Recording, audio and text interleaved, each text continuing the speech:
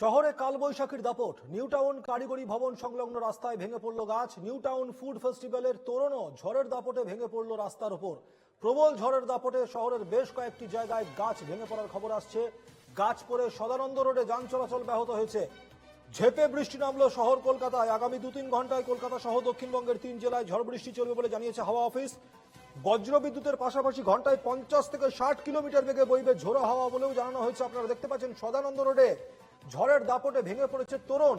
Food festival চলছিল, সেই food ফেস্টিভ্যালের তোরণ ভেঙে পড়েছে রাস্তার উপরে। এমনকি গাছ পড়ে গেছে, বেশ কয়েকটি বড় বড় গাছ পড়ে গেছে। এই মুহূর্তে বিধান নস্কর আমাদের প্রতিনিধি রয়েছেন সরাসরি আমাদের সঙ্গে।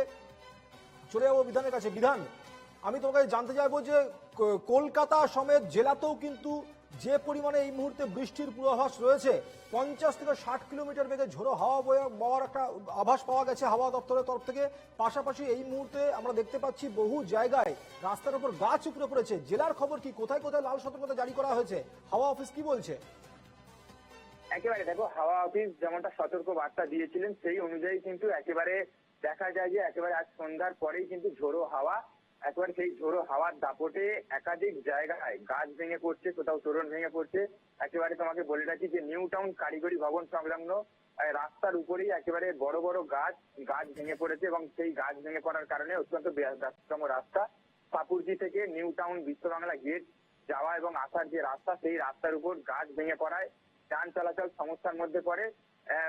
এর পরবর্তী সময় দেখা যায় যে স্থানীয় যুবকদের তৎপরতায় সেই গাছ সরানো হয় এবং পরবর্তী সময় কিন্তু যান চলাচল স্বাভাবিক হয়। অন্যদিকে একেবারে নিউ টাউন সিটি স্কোয়ার মাঠ, অর্থাৎ একেবারে নিউ টাউনের প্রাণ কেন্দ্র যাকে বলা হয়, সেখানে কিন্তু একেবারে না বিধান, আমি তোমাকে যেটা জানতে চেয়েছিলাম, কলকাতার খবরের দিকে তো আমরা নজর রাখছি। কলকাতার অবস্থা আমরা দেখতে পাচ্ছি, সল্টলেকে গাছ ভেঙে পড়েছে, তোরণ উড়ে গেছে। কোন কোন জেলায়, জেলার পরিস্থিতি সম্পর্কে আমাদেরকে একটু জানাও। কোন কোন জেলায় লাল সতর্কতা জারি করা হয়েছে? দেখো, ইতিমধ্যেই হাওয়া অফিসের তরফ থেকে যেটা সতর্ক বার্তা দেওয়া হয়েছে, একেবারে উত্তর 24 পরগনা, দক্ষিণ 24 পরগনা সহ একাধিক জেলা, যেখানে কিন্তু একেবারে বজ্র বিদ্যুৎ সহ ঝোড়ো হাওয়া এবং একেবারে বৃষ্টিপাতের সম্ভাবনা কিন্তু রয়েছে। একেবারে প্রবল বৃষ্টিপাত হবে বলে এমনটা কিন্তু সতর্ক বার্তা দেওয়া হয়েছে ইতিমধ্যেই, যার মধ্যে কিন্তু একেবারে উত্তর 24 পরগনা, দক্ষিণ 24 পরগনা, মালদা, মুর্শিদাবাদ সহ একাধিক জেলায় কিন্তু সেই সতর্কতা কিন্তু ইতিমধ্যেই জারি করেছে হাওয়া অফিস। ইতিমধ্যে যেটা দেখা যাচ্ছে যে একেবারে উত্তর 24 পরগনা এবং দক্ষিণ 24 পরগনা, যেখানে কিন্তু বৃষ্টিপাত এবং ঝোড়ো হাওয়ার দাপট কিন্তু বেশি থাকবে, এমনটাও কিন্তু জানানো হয়েছে হাওয়া অফিসের পক্ষ থেকে। বেশ, ধন্যবাদ বিধান।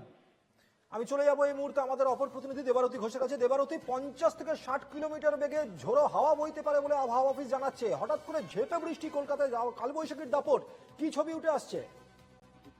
দেখো, কলকাতা শহরে কালবৈশাখীর যে ঝড়টা হয়েছে সেই ঝড়টার স্প্যান খুব কম ছিল। সেটা 2 থেকে 3 মিনিট স্প্রে করেছিল, কিন্তু যে পরিমাণ ঝড়ের দাপট ছিল সেই দাপটটা কিন্তু মারাত্মক। প্রাথমিকভাবে মনে করা হচ্ছে প্রায় 70 থেকে 80 কিলোমিটার বেগে সেই সময় ঝড় বয়েছে এবং সেই ঝড়ের জন্য কলকাতা শহরের কিন্তু বেশ কয়েকটা জায়গায় গাছ পড়েছে, গাছ উপড়ে পড়েছে রাস্তায়। তার মধ্যে গলিপথ যেরকম রয়েছে, তার মূল রাস্তাও রয়েছে। যেমন যাদবপুরের কাছে একটি বড় গাছ পড়ার খবর এসেছে। এছাড়া কালীঘাট সংলগ্ন সদানন্দ রোড, সেখানেও একটি গাছ পড়ে রাস্তা বন্ধ হয়ে রয়েছে।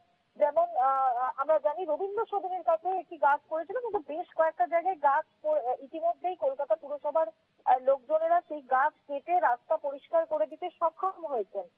এখনো পর্যন্ত কলকাতা পুরসভার কাছে যা ফোন এসেছে, কলকাতা পুলিশের পক্ষ থেকে বেশ কয়েকটা জায়গায় যেহেতু ট্রাফিক ব্যবস্থা ব্যাহত হয়, সে কারণে কলকাতা পুলিশের পক্ষ থেকে প্রাথমিকভাবে ফোনটা আসে। কলকাতা পুরসভার হিসেবে নিরিখে এখনো পর্যন্ত প্রায় 17টি থেকে 18টি জায়গায় গাছ পড়ার খবর এসেছে। সেখানে কোথাও ছোট গাছও উপড়ে পড়েছে, কোথাও বেশ বড় গাছও উপড়ে পড়েছে। বেশ, আমরা আবারও নজর রাখবো দেবারতী পরবর্তী ক্ষেত্রে এই খবর দিকে। আপাতত তোমাকে ধন্যবাদ। আমরা দেখতে পাচ্ছি যে 17 থেকে 18টি জায়গায় গাছ পড়ার খবর আসছে কলকাতাতে।